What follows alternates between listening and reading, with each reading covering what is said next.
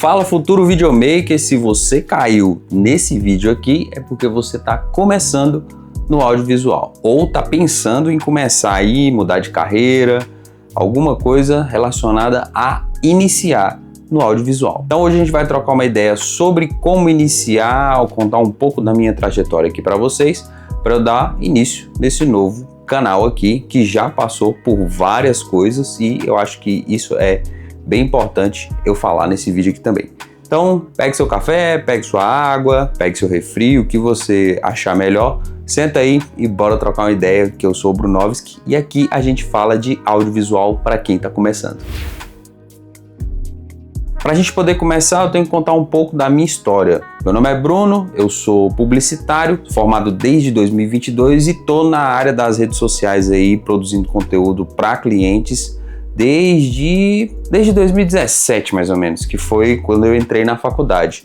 Hoje eu tenho 33 anos e eu entrei na faculdade um pouco tarde e tudo isso que eu tô falando tem a ver com a gente estar aqui trocando ideia sobre isso. Por quê? Por eu ser um millennial, eu não cresci com acesso a celular, porque não tinha celular na minha época. E o contato que a gente tinha com tela era TV. E TV aberta, porque não tinha acesso a TV fechada em casa, canal fechado. E aí, cara, eu assistia muito desenho, existia programação de desenho para criança, muito desenho na época. Eu gostava também de assistir propagandas, assisti muita novela, muito filme na TV também. Tudo isso meio que embasou a minha escolha na hora da faculdade. Por quê? Porque eu não terminei o ensino médio da forma convencional. Eu terminei no Enem.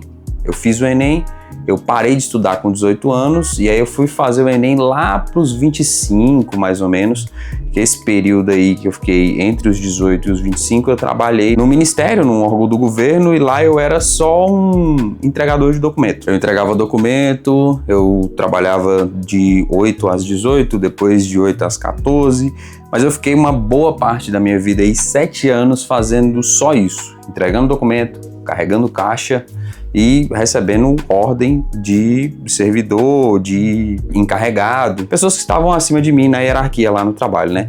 E como eu era muito novo, eu estava aprendendo, essa foi a meu primeiro contato profissional foi aí. Eu não trabalhei em muitos empregos, mas trabalhei muito tempo onde eu trabalhei dessa forma mais formal. E eu era muito desligado com o estudo, desligado com o futuro, eu não tinha tanta pretensão de crescer, criar uma carreira, porque eu era da zoeira, da resenha, da bagunça e tal, então não tinha muito esse direcionamento.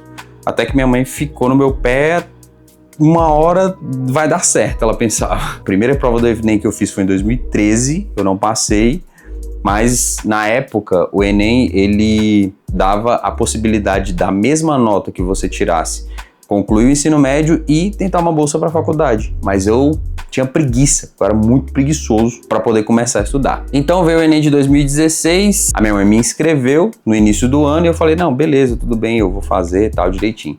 Quando chegou no dia da prova, na verdade era o final de semana da prova, o Enem era feito em 2 dias seguidos, né, no sábado e no domingo. Tava tendo um churrasco lá em casa, como eu gostava muito de beber, de comer carne, tá na resenha e tudo, eu bati o pé que eu não ia e minha mãe insistiu pra eu ir. Eu fui morrendo de raiva os 2 dias. Fui no sábado, fui no domingo, indignadíssimo, porque eu não queria fazer a prova. Eu queria estar na resenha que eu tava todo final de semana. Acabou que eu fiz. Quando chegou no final do ano de 2016, veio a bomba que o Ministério estava sofrendo uma troca de comando e eu ia ter que sair.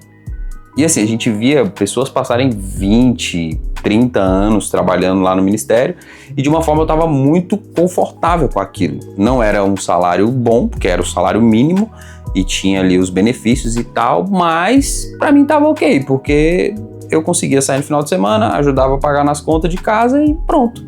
Não tinha nenhum tipo de perspectiva para crescer. Não sei se muita gente hoje em dia passa por isso, se você está passando por isso ou se você acabou de sair do ensino médio aí, tá tentando se encontrar na sua carreira. Mas comigo aconteceu desse jeito. Quando eu parei para olhar que eu não tinha nenhum tipo de especificação, que eu não sabia fazer nada, eu olhei e falei, agora eu me enrolei. Por quê? Porque tinha conta de casa para pagar, tinha aluguel, tinha água, tinha luz, tinha tudo. E eu só sabia carregar caixa para cima e para baixo. E eu tinha feito um curso de web design porque eu era apaixonado por montagem no Photoshop na época do Orkut, no início dos anos 2000. Era a única coisa que eu sabia fazer, montagem no Photoshop, que a gente chamava de montagem na época, era montagem no Photoshop, que eu fazia para fazer zoeira com os meninos e fazer foto, alguma coisa do tipo, para postar nas redes sociais da época, né, Orkut, o início do Facebook ali, mas eu não sabia fazer nada, tá? E casado com essa situação de demissão, porque ia ficar 3 meses ali para eu poder sair de vez, veio o resultado da prova do Enem de 2016 e deu que eu tinha conseguido as notas suficientes para poder concluir o ensino médio. E aí eu pensei, pô, que bacana, concluir o ensino médio e tal, que legal, mas e agora? O que eu faço? Aí foi quando minha irmã pegou e me falou, ó, com a nota do Enem você consegue tentar uma bolsa. Eu falei, pô, legal. E aí realmente o negócio ficou feio lá no trabalho, porque todo mundo falou, velho, talvez não tenha como te segurar e tudo, e eu realmente entrei naquela crise de, meu Deus do céu, o que eu vou fazer da minha vida? O que eu vou fazer da minha vida? Eu não sei o que eu vou fazer, eu não sei fazer nada. Foi quando eu tentei a bolsa da faculdade e eu pensei, cara, o que eu gosto de fazer? O que vai ser bom pra mim? O que eu quero entrar num lugar que eu mergulhe de cabeça? Por quê? Porque essa tá sendo a chance da minha vida. Eu nunca fiz nada.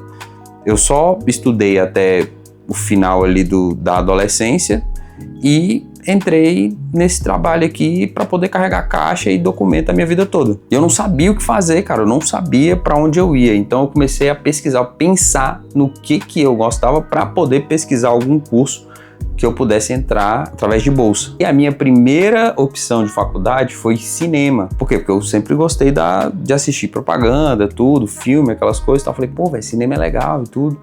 Só que eu não consegui nota de corte, porque a bolsa era acho que 2 bolsas e a nota de corte era altíssima. E minha nota foi ok ali.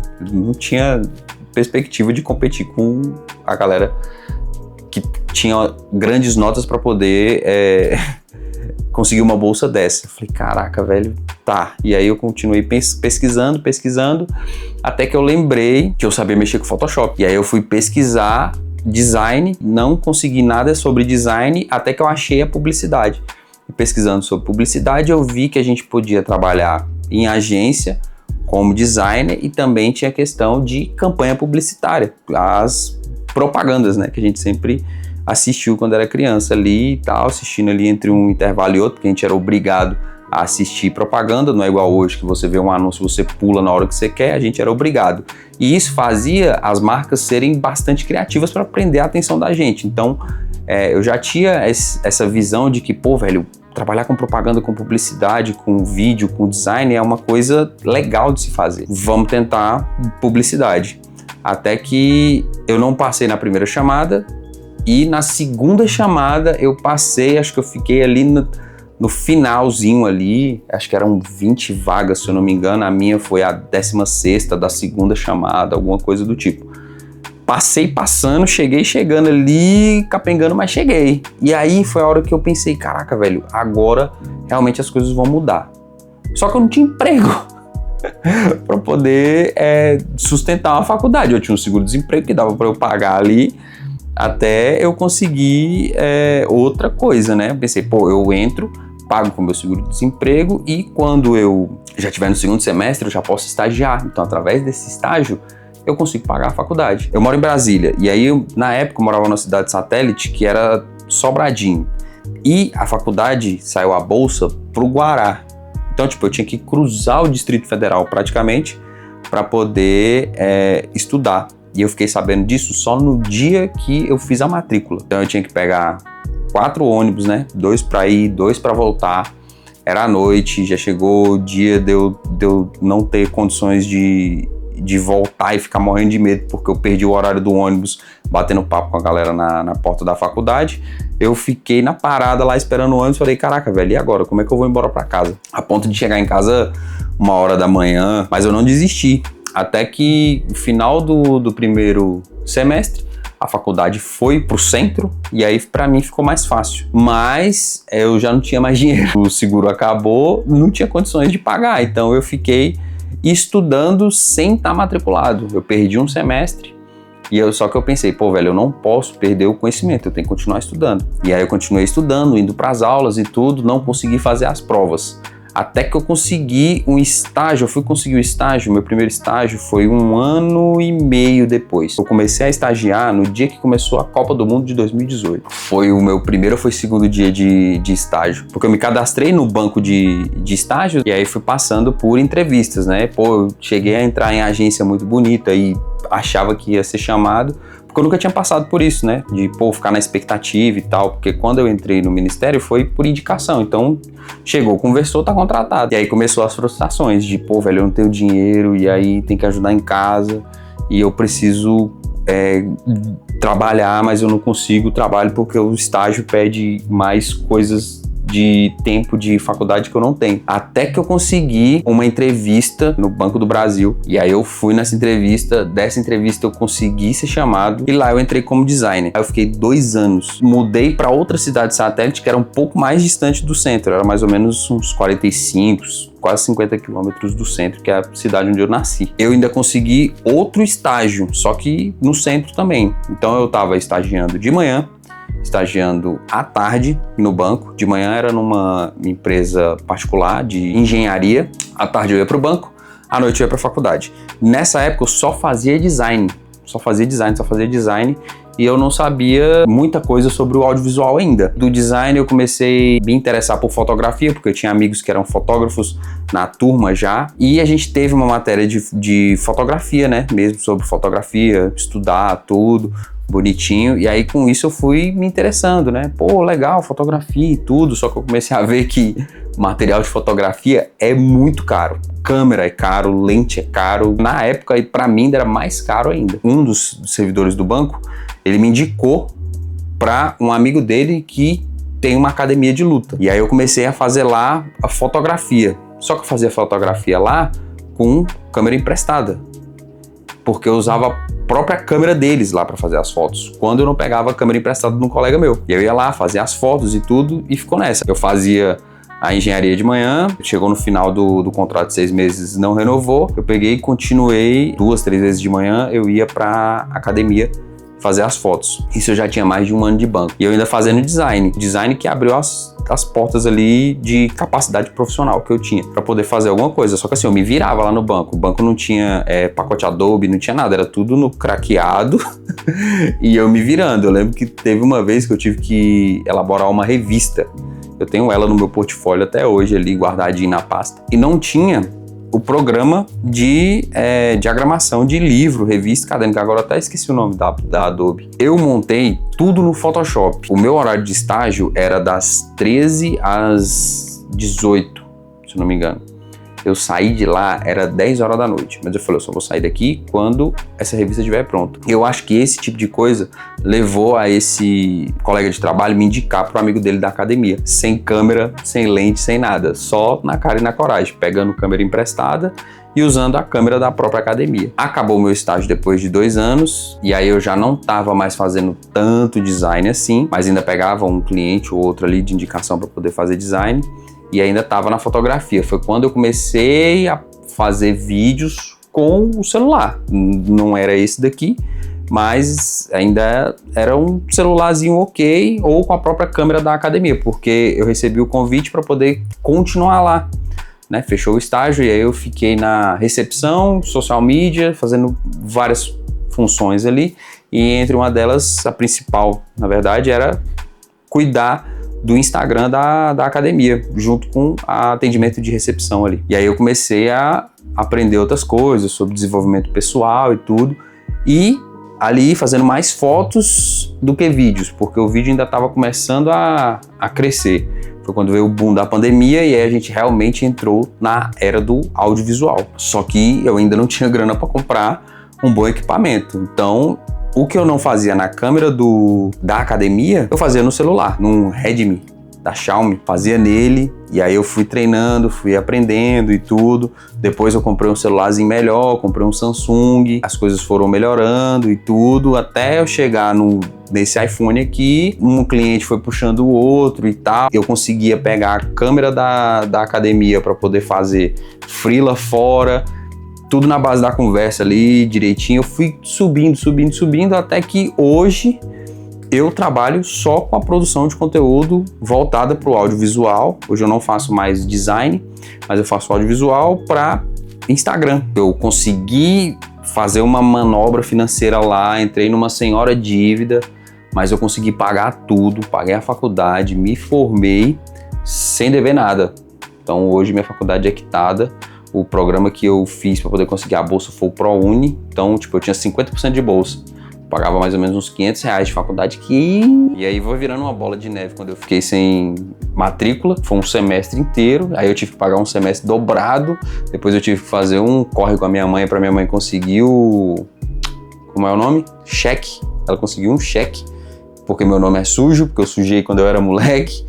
E aí ela pegou e pagou lá com os cheques, eu pagava para ela, descontava o cheque.